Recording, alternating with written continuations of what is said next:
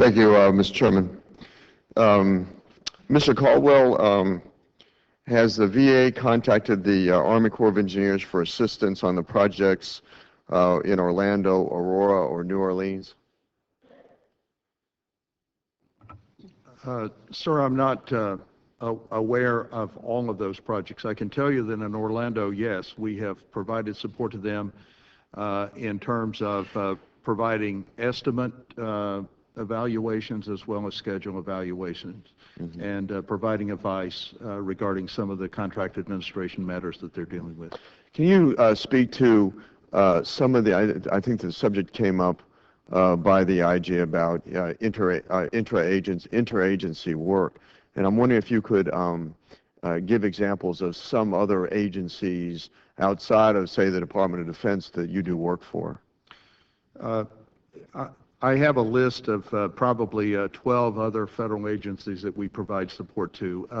The total value of the support that we provided in FY13 was about $1.3 billion spread across a number of federal agencies: the Environmental Protection Agency, the Department of State, USAID, the Department of Transportation. So I could go on and name a number of those that we have done that.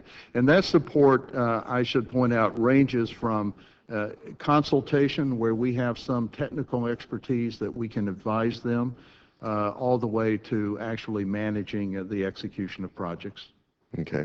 Could the Army Corps of Engineers aid and assist those projects if the VA requested help, the projects that the VA has?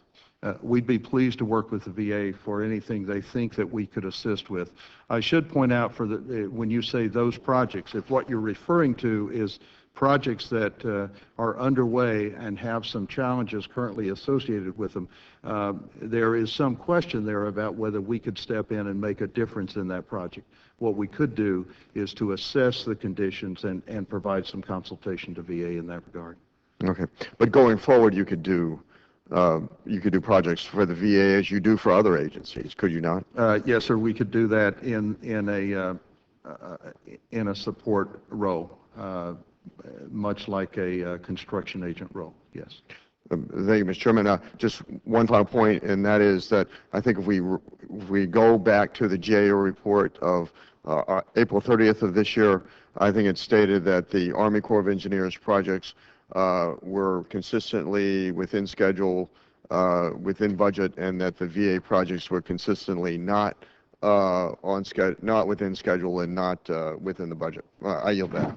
Thank you, Mr. Chairman. Let me just say first that I think that the VA has Veterans Administration has a comparative advantage when it comes to running cemeteries over the Department of the Army, and I think that the Department of the Army's Corps of Engineers, Army Corps of Engineers, has a comparative advantage when it comes to doing construction projects. So maybe we can switch these functions around to which organization does a better job in a given area.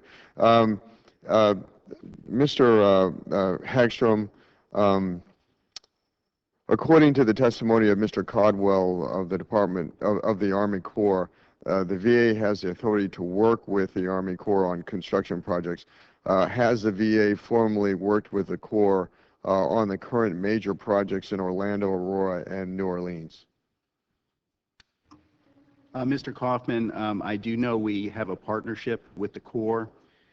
We have, as Mr. Caldwell said, worked extensively with them on the Orlando project with regard to accessing some of their expertise when it came to looking at cost and scheduling.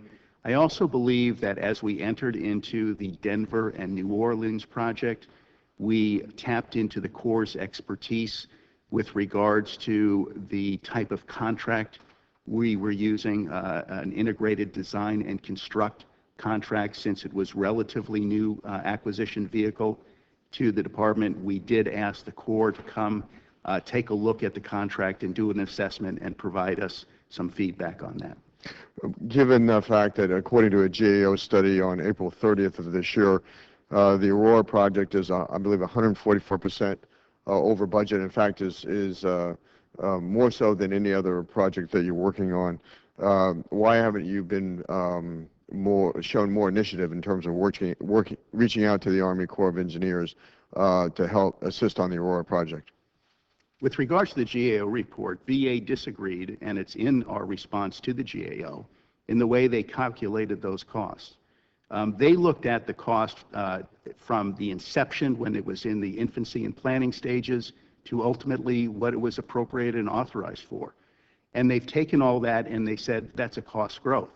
When we look at it, what we are working on, we requested $800 million in authorization and appropriation from the Congress. They provided that, and we are within that authorization and appropriation in executing this project. Where are you at right now? I understand that the general contractor or the prime contractor is appealing the cost, and your cost estimate, I believe, is $604 million for the Aurora project, and the contractor is saying that it's going to cost over $1 billion to build the project. Where is that at? I understand there's a dispute resolution going on right now on that. There is, Mr. Coffman. Currently, it's in the Civilian Contract Board of Appeals. There's a series of meetings that will take place over the course of, I believe, the next 7 to 8 months, where the contracting board will look at both the submissions from the contractor and the department and make a decision. Thank you, Mr. Chairman. I yield back.